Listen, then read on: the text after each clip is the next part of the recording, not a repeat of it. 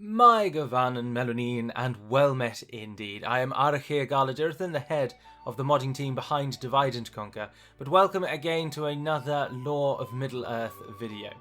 Now, this video was initially intended to be about Boromir and Faramir, but owing to the amount of stuff I've written about Boromir and how much I like him, I instead plan to do Boromir and Faramir in separate videos, but hear me out, because the plan is very much to make them so that they're only a week apart. So Boromir will be today, and hopefully then Faramir will follow next week, if all things go well. As ever, the video is intended more to be listened to rather than watched, but there are some screens playing behind. And this time, rather than go with the usual disclaimer that the screens are not created by me and if you don't like them then do contact me, instead I've opted for what some other people do and have written who created them on the screen, which I believe is infinitely better. So hopefully that improves things. But that's the a-doing over and done with. Let's crack on then with Boromir, son of Denethor and one of the 9 Walkers. So Boromir himself is born in the year 2978 of the Third Age. So this is roughly 30-ish years before the War of the Ring. And in 2978, just as a nice little additional tidbit, at this time Aragorn was actually in Gondor, fighting under the name of Thorongil. But it is therefore easily assumed and well known that Boromir was far too young to actually meet Aragorn or recognise who he was when they meet later. Boromir's mother was Finduilas of Dol Amroth, who is the sister of Prince Imrahil, or the soon-to-be Prince Imrahil. For at the time of Boromir's birth, Prince Adrahil still resides upon the throne of Dol Amroth. I don't think they have a throne, but and of course his father is Denethor, who again at this time is not yet the steward. Ecthelion is still the steward at this time. Boromir's mother, however, Finduilas, she passes away when he's only 10 years old in 2988. And after this event, Denethor grows very grim, and a very strong bond develops between Boromir and Faramir in essentially their parents' both physical, in the case of his mother, and emotional absence in the case of Denethor. And so the brothers grow up very, very close together. Unfortunately, however, that is about the extent of Boromir's youth that we know of. There is very little else written, and by very little else I mean nothing. So the next event that Boromir joins us in the story is at the start of the War of the Ring, the opening of the War of the Ring.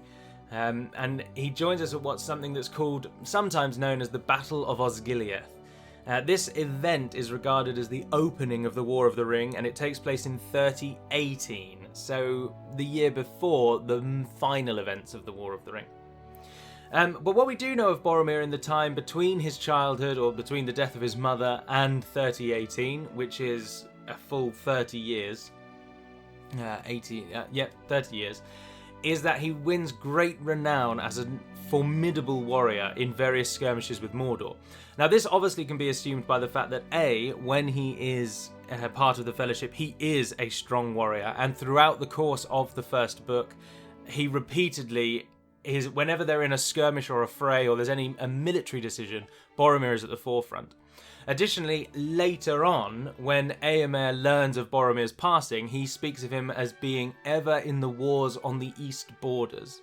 And so therefore, again, we know that throughout Boromir's adolescence and then into early adulthood and then later adulthood, he is in constant warfare with Mordor. Because, of course, at this time, Mordor controls the eastern bank of the Anduin in its entirety. And only places such as Henethanoon have not yet fallen to the Dark Lord. But almost all of Ithilien is under Mordor's sway at this time of the Third Age. So the major battle then that Boromir, that he first really properly joins the story, as I say, is the Battle of Osgiliath. And this is the final defence of Osgiliath by the Gondorians before the eventual path of events that leads them to abandon the city completely.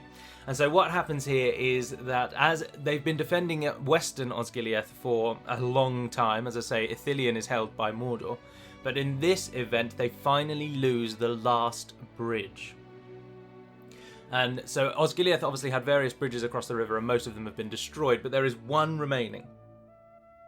And the battle for Osgiliath is the loss of this bridge. And it's interesting because the Gondorians in the defence, they lose the bridge and they are beaten back over to the western side of the river. And but Boromir and Faramir win great renown here, because as the bridge is being attacked, they order the Gondorians to retreat across the bridge, and then Boromir and Faramir stay on the eastern bank with a handful of warriors, whilst the people who retreated then destroy the bridge behind them. And then when the bridge is finally destroyed, Boromir, Faramir, and I think it says a couple of soldiers, then dive into the Anduin and swim across the river to get back to western Osgiliath. And so obviously, and as many of you may well know, orcs absolutely despise water. They're terrified of it. And so they would not swim after them to follow them. So then the Gondorians at least have won a victory for the moment, knowing that the orcs will now not cross till they can build their own bridge. Interestingly, though, Boromir recounts, because this tale comes from Boromir talking in the past tense when he's talking about it at the council, and Boromir suggests that the only reason that the full force of Gondor loses at this battle is because of the coming of a new and powerful evil that emanated from a dark rider. And from what I was reading in preparation for the video, I couldn't tell if this was the Witch King himself or just that the Nazgul had not yet fought in Osgiliath, and this was the coming of the Nazgul. And of course the Nazgul inspire great fear and dread, and the Gondorians, it's the presence of this dark rider that breaks the Gondorians, and that's how they eventually lose. Now it is also noted that only a handful of soldiers survive the Battle of Osgiliath, and of course, they then finally lose any hold they had on the eastern bank. Now, however, one key event that happens chronologically before this, but it would have felt odd to describe it first, is of course Boromir's famous dream. So the reason why Boromir sets out for Rivendell is because he and Faramir have a very similar dream that goes thus, and this is directly quoted from him in the book. So this happens on the night before that battle of Osgiliath. And he says, "In that dream I thought the eastern sky grew dark, and there was a growing thunder, but in the west a pale light lingered. And out of it I heard a voice, remote but clear, crying, 'Seek for the sword that was broken, in Imladris it dwells. There shall be counsels taken, stronger than Morgul spells. There shall be shown a token, that doom is near at hand. For Isildur's bane shall awaken, and the halfling forth shall stand.'" And so, of course, Boromir and Faramir have absolutely no idea what this means. And very interestingly, they don't really even know where Imladris is, or even what it is. Obviously, to us as onlookers who have read the books and seen the films, Imladris is a core concept throughout the entire book. It's obviously present in The Hobbit as well, so it's core throughout the end of the Third Age. So we as readers know of Imladris really well. And it's interesting to note that both Boromir and Faramir then go to their father, and he explains what Imladris is and about where it is, but he even says he's not even sure that people still live there, but obviously you can seek it out. And now Faramir actually suggests that he should go, but Boromir takes on the journey himself. So Denethor doesn't send either of them, and they don't go because they're summoned, they don't go because they know there's some grand council or that the ring has been found. They purely go because Boromir and Faramir have this dream, and they want answers. And so Faramir says that he'll go, but Boromir, being the protective older brother, because he's 2 years older than Faramir, he says, "No, little brother, it's too dangerous, I will go." And Boromir, the path that he takes is through Rohan, and then he goes through Enedwaith, and then he crosses over at the ford at Tharbad, and then up the Bruin and into Imladris. Now, it's the only notable thing that happens on his journey, unfortunately, is that he loses his horse. So at the crossing at the bridge of Tharbad, the bridge is in complete ruin, and he has to ford the river on foot. And in doing so, he loses his horse. That's about all we know of his journey. But it takes him 110 days to get from Minas Tirith to Imladris, which is no small amount of time. I mean, that's getting on for 4 months of riding and walking. That's a long time. Do note that, of course, Middle-earth has our time periods and our days and years and months and things. So then at the Council of Elrond, he is obviously one of the members that is there. And he speaks to Elrond thusly. He says, "In this evil hour I have come on an errand over many dangerous leagues to Elrond. 110 days I have journeyed all alone, but I do not seek allies in war. The might of Elrond is in wisdom, not in weapons, it is said. I come to ask for counsel and the unravelling of hard words. Of these words we could understand little, and we spoke to our father, Denethor, Lord of Minas Tirith, wise in the law of Gondor. This only would he say, that Imladris was of old the name among the elves of a far northern dale, where Elrond the half-elven dwelt, greatest of lawmasters. Therefore my brother, seeing how desperate was our need, was eager to heed the dream and seek for Imladris. But since the way was full of doubt and danger, I took the journey upon myself. Loath was my father to give me leave, and long have I wandered by roads forgotten, seeking the house of Elrond, of which many had heard, but few knew where it lay." And so there you see, directly quoted, that they're not really 100% sure that Imladris will even have answers for them. They use the word dwelt, past tense of Elrond half-elven, and Imladris was of old the name among the elves of a far northern dale. So he's kind of making this journey on, not necessarily on a whim, but not on the full knowledge that there will be people there. Not like, for example, if he was riding to Edoras. He knows Edoras is in existence, he knows Theoden's alive, he would arrive without any surprises. But Imladris is a bit more of a mystery for them. Now, the Council of Elrond obviously takes place, and everybody's suggesting what should be done with this great ring. And Boromir, of course, argues that the ring should be taken to Gondor and used as a weapon to defeat Sauron. And the words that he uses are, "Wielding it, the free lords of the free may surely defeat the enemy. That is what Sauron most fears, I deem." So Boromir's always got the military angle. And it is important to note that at this point, and throughout the story, he never really covets the ring out of the same sort of way that Thorin is depicted to want gold in the Hobbit film, that kind of I just need it angle. He is always thinking of using it as a weapon. He is a purely military man, and he just cannot foresee why they would not use this ultimate weapon, if you will, against Sauron. However, Elrond and Gandalf persuade him that no one can truly wield the ring, and only Sauron can actually hold dominion over it. And Boromir very reluctantly agrees. So the Fellowship is then formed, Frodo is bound to take the ring, and the others have all agreed to journey with him. And now Boromir, this is a slight difference, and something that many may not really realise, is that whilst Boromir does go with the Nine, for he is one of them, he doesn't actually go swearing any kind of oath that he's going to follow them to Barad-dûr or to Mount Doom or anything. And Boromir is just simply using this as an opportunity to return home, and as the Company of the Ring is going in kind of the same direction, he just accompanies them. So it's more of their purposes align, if you will. He wants to go south, and they want to go south, so they go together. And at no real point does he ever actually show willing that he's going to go to the very end. He's just on the same bus as them, if you will. And another interesting point, they actually depart from Imladris on the very evening of the council, so there is no delay at all. As soon as they know that they're going to go and destroy it, they go. And off they go. And of course, the next point that we join him is at the Redhorn Pass, the pass of Caratharas across the top of Moria.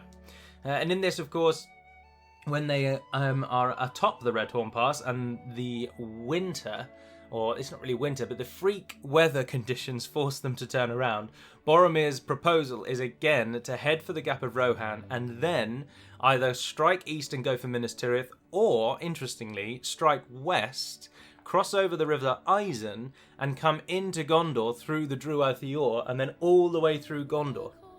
So if you're, there's probably be a map on the screen. So you'll see that there's a break in the Erod Nimrays, the White Mountains, on the western edge, and it comes down into Pinnith Gelin, and then he would then walk all the way east to Minas Tirith.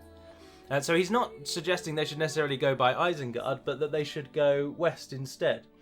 But that, of course, would still take them near to Isengard, and he is outvoted. But he does say that he will not enter the mines of Moria unless the entire company is against him. And of course, the entire company was, and so they enter. Now, this is another little interesting tidbit, and one of those moments where you get to twiddle your mustache and talk through your nose, because on Tolkien Gateway, it suggests that Boromir throws a stone into the waters outside of the doors of Durin out of frustration that Gandalf doesn't know the password. When in truth, Boromir does throw a stone into the murky waters, which arguably does bring the Watcher upon them, but he does so because he just doesn't trust the water, and he doesn't like the water, and he's kind of fed up of this wretched place, and so he throws a stone out of frustration as to where they are, and not just because Gandalf can't open the door. Because Gandalf doesn't actually take all that long to open the door. He gets it almost immediately, to be honest. He doesn't sit there very long. But anyway, so the Watcher attacks them, and there's nothing. They don't really actually fight it off. Sam gets a couple of hits on the Watcher with his sword, and then they just kind of run into Moria, and that's it. There isn't a real battle there or anything. It kind of just forces them into Moria, as opposed to actually fighting against them. The next event that Boromir joins us properly is the Chamber of Mazarbul, where Balin's tomb is found. And here again, he is at the forefront of the narrative because he is the most militaristic of them all. The Chamber of Mazarbul, in truth, has a door on the eastern and western edges, and they hear the orcs are coming from both sides. But knowing that they'd need to flee out of the east, they leave the eastern door open and they barricade the western door. Just before they barricade the door, Gandalf bursts out into the corridor, and he casts a blinding light down upon the western pathway up to the Chamber of Mazarbul. And it's Gandalf that notices that they have a cave troll and an awful lot of enemies. So then they come back in, and Boromir begins barricading the western door with bits of wood and weapons and anything he can find, much like in the film. He then actually just presses himself against the door. So he even uses his own body weight to try and keep this door shut. And then the door starts getting pounded on and thudded upon, and then a great green arm bursts through the door and is trying to just gain purchase on the other side. And Boromir, with all his might, hacks at the cave troll's arm. And to just give you an idea of how cave trolls really should be super OP, his sword, which is a fine craftsmanship of Gondor, completely bounces out of his hand off of the arm of the troll and even becomes notched. And the troll takes no damage. Boromir is then shown up a little bit, because Frodo, of course, with his elven blade Sting, then manages to stab the troll's foot, which has also burst through the door. And the troll then recoils in pain and fear, and that's just one of those little moments where you get a note that the elves were master smiths, and not because Frodo's a super mega strong little hobbit. But of course, eventually the door bursts down and the orcs break in, and this is where Tolkien shows his not real love of epicness, if you will, in the battles. Because he uses the following words. He says that Boromir and Aragorn slew many. Legolas kills a few orcs by firing arrows through their throat, and Gimli is only said to kill one that jumps on top of the Balin's tomb. But then at the end of the battle, Tolkien writes that actually only 13 orcs died before they withdrew. So he uses the term many to describe Boromir and Aragorn's total, but then only 13 die. Now, I don't know about you, but I would attribute many to be at least 20, 25, if not more. And this is quite a common theme, actually, that perhaps our vision of battles is so affected by Hollywood depicting heroes killing thousands on their own, that when you read something like them only killing 13 when there are 9 of them, granted the hobbits don't really take part all that much, but that's still 5 really adept warriors only killing 13 orcs, which we are believed to understand are quite inferior to the Fellowship, to the members of the Fellowship. So I don't know, that bit I just always find quite interesting, so I thought I'd dwell a bit more on that. But anyway, Boromir kills a few, Aragorn kills a few, Legolas kills a couple, and we can assume Gandalf kills some. But then, rather than a cave troll bursting in and stabbing Frodo, it's actually an orc chieftain that finally comes through. So they kill their 13 orcs, and the orcs withdraw, but then they're rallied by this great chieftain. And he comes into the room, he manages to knock Boromir aside with his shield and thrust him to the ground. So he outstrengths Boromir, if you will. It's not a word, but it does what I need it to do. And it is this orc chieftain that then thrusts at Frodo and stabs him. And just as he does, then Andúril comes down upon his head and cleaves it in twain. So, and I believe the word fiery is used in there as well. There's a suggestion maybe that either just fiery in wrath that Aragorn cuts this orc's head open, or indeed the blade is with such a fierce strike that the head is set aflame. But I think it's more likely to be the former. So then obviously the company then withdraws from the chamber and runs east, where they come across the bridge of Khazad-dûm, where they face the Balrog. Now, as the Balrog finally reveals itself to the company, Boromir blows on his mighty horn, and the entire pursuing orc column, or orc rabble is more likely, is completely stunned for a few seconds. Something that this horn shows repeatedly through the narrative is that whenever someone blows into it, enemies appear to then stand still out of fear. It would be such a cool thing to hear, but alas. They, of course, charge across the bridge, and Gandalf turns back to fight the Balrog. And when Boromir and Aragorn, let's not leave Aragorn out, when they notice that Gandalf stands alone, they actually start to charge back onto the bridge to help him. And it's at this point that Gandalf then breaks the bridge of Khazad-dûm and plunges down into the depths with the Balrog. So the party then leaves, and off they go towards Lothlorien. Boromir counsels very much against going into Lothlorien, but Aragorn holds true to this path. And in they go. And it's in Lothlorien that Boromir begins to then resolve that he needs to take the ring for his own. So it's the first part of the journey, he is just returning to Minas Tirith, and he's basically just trying to get back there. You could even argue that at the Redhorn Pass, when he suggests going to the Gap of Rohan, his motives may well be just that he wants to get back quicker.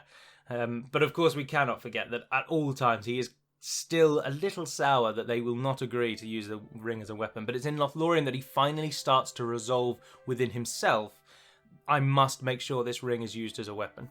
And one of the points that this is noticed and picked up upon is by Sam. When Boromir speaks thusly, he says, or at length Boromir spoke, "If you wish to destroy the armed might of the Dark Lord, then it is folly to go without force into his domain, and folly to throw away."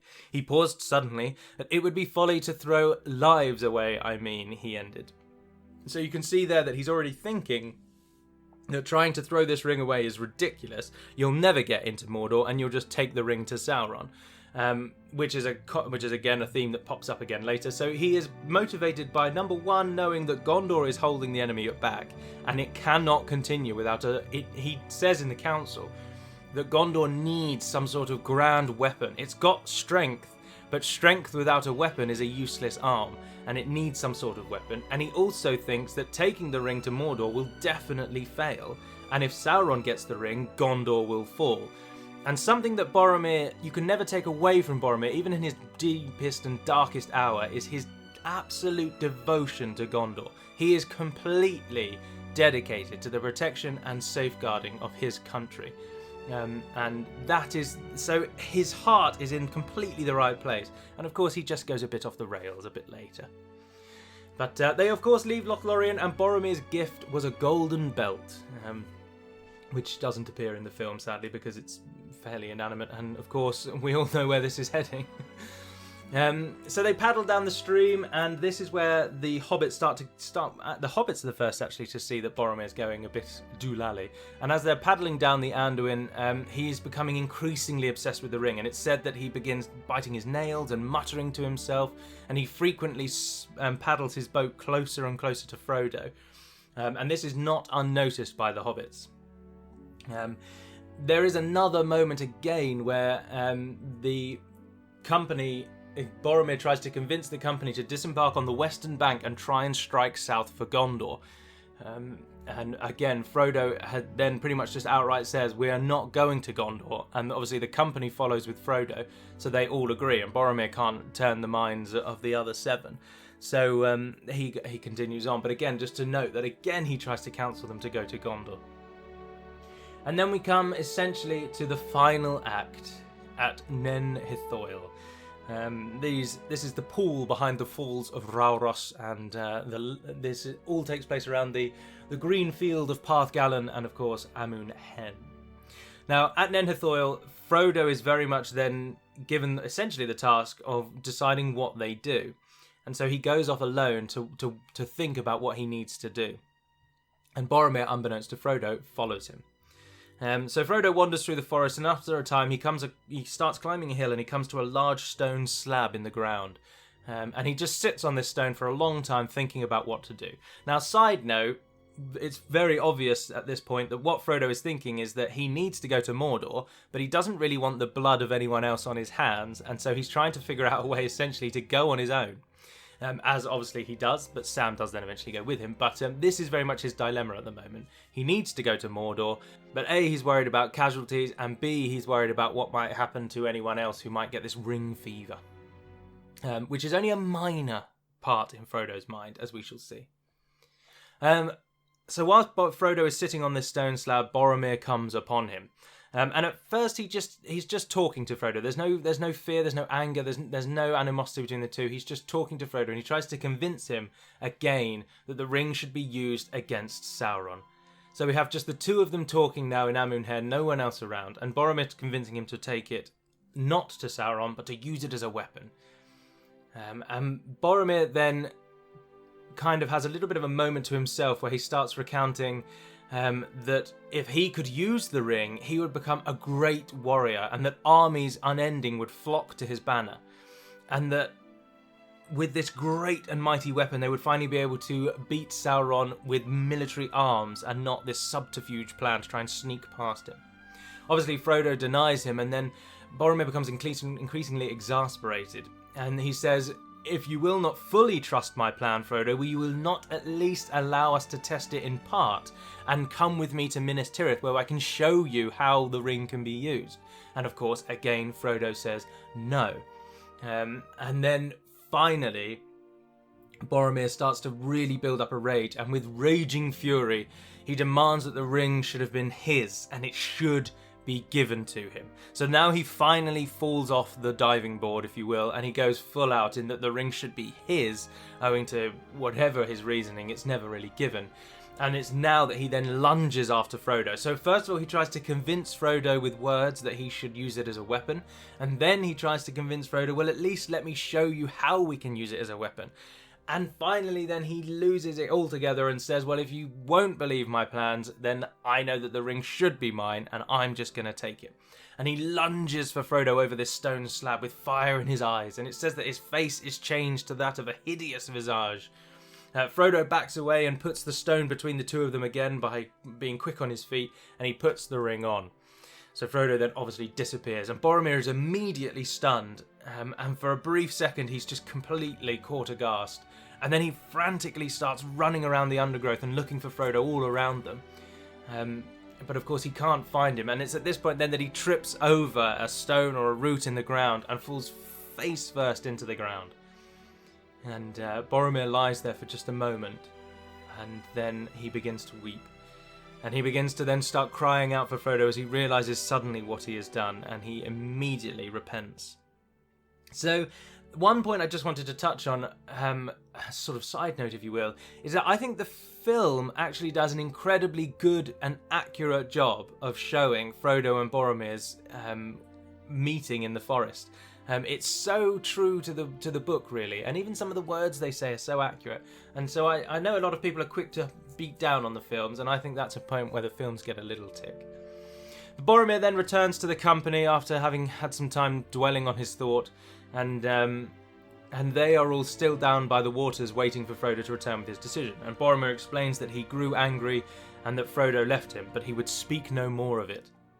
And then the party then scatters without any coordination. The hobbits immediately break looking for Frodo. Sam goes one way, Merry and Pippin go the other. For some reason, Legolas and Gimli get up and just start going different ways as well.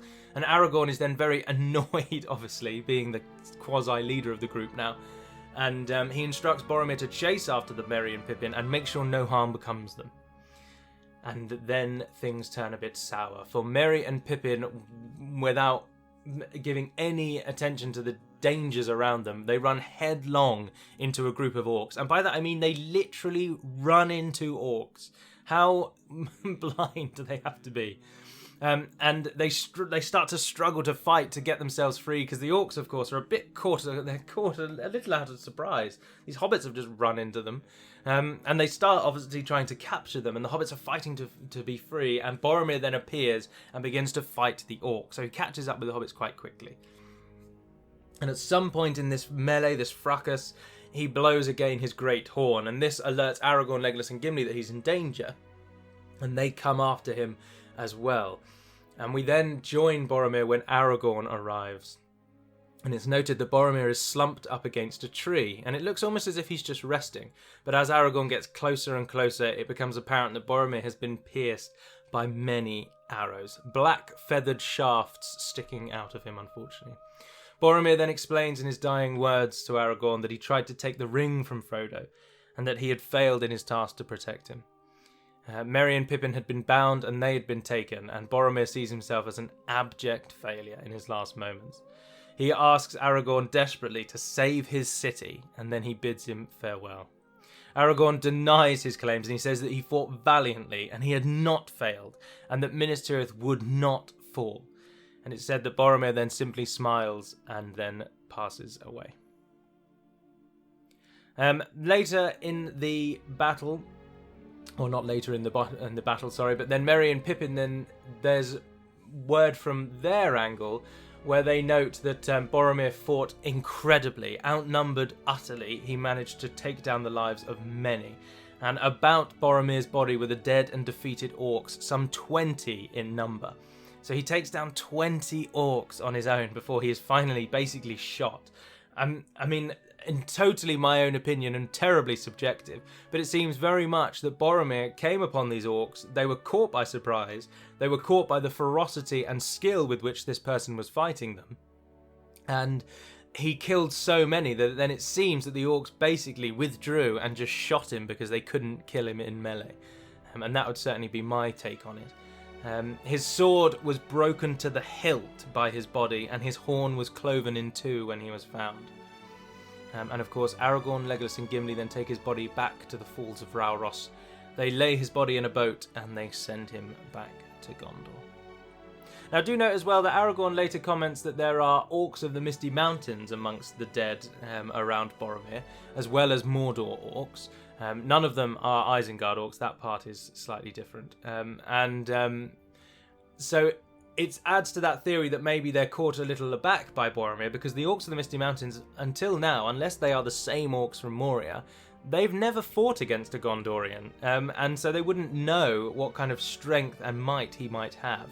Their only knowledge comes from either woodmen or Bjornings, for example, or even just no warfare, and so he may well have caught them completely by surprise. Now, the funeral itself is one of sorrow, sadly. They cast loose his funeral boat from the shore, and Boromir lay, restful, peaceful, gliding upon the bosom of the flowing water. The stream took him while they held their own boat back with their paddles, and he floated by them, and slowly his boat departed, waning to a dark spot against the golden light, and then suddenly it vanished. Rauros roared on unchanging. The river had taken Boromir, son of Denethor, and he was not seen again in Minas Tirith, standing as he used to stand upon the White Tower in the morning. But in Gondor in after days long was said that the elven boat rode the falls and the foaming pool, and bore him down through Osgiliath and past the many mouths of the Anduin, out into the great sea at night under the stars. And thus passes Denethor's son, first son, chief son, greatest son, Boromir, named after arguably one of the finest Gondorian warriors in their history. And he passes to orc arrows, of all things. And thus ends Boromir's tale, and of course my recanting of the same. And very much as one son leaves the story, another joins. And of course, as I say, I hope to pick this tale up with Faramir next week. But before I go, I cannot not talk about the following. So to end the episode, I would absolutely love to have recanted the Lament for Boromir. This is a song that Aragorn and Legolas sing at his funeral. And it is incredibly, it's such a good read. But if you don't wish to read it, then I would absolutely urge you, and I'll put a link at the end of this video, to look up Clamavi de Profundis' version of the Lament for Boromir. It is incredible. And I have it on my iPod, actually. I listen to it way too much. And so I'm going to pop that up at the end. So if you want to just hear the song to Boromir, and you want to hear it actually sung with music in the background, and sung really well, then I urge you to watch their video as well. But that, as I say, concludes the Boromir video. If there's something you feel I should have mentioned or feel should be added, or if you have a question, pop it in the comments below. I do hope you've enjoyed listening to this, and I hope you'll enjoy Faramir following up on his brother next week. But until we speak again, dear friends, Navair Naden Perimad Melonin, and farewell.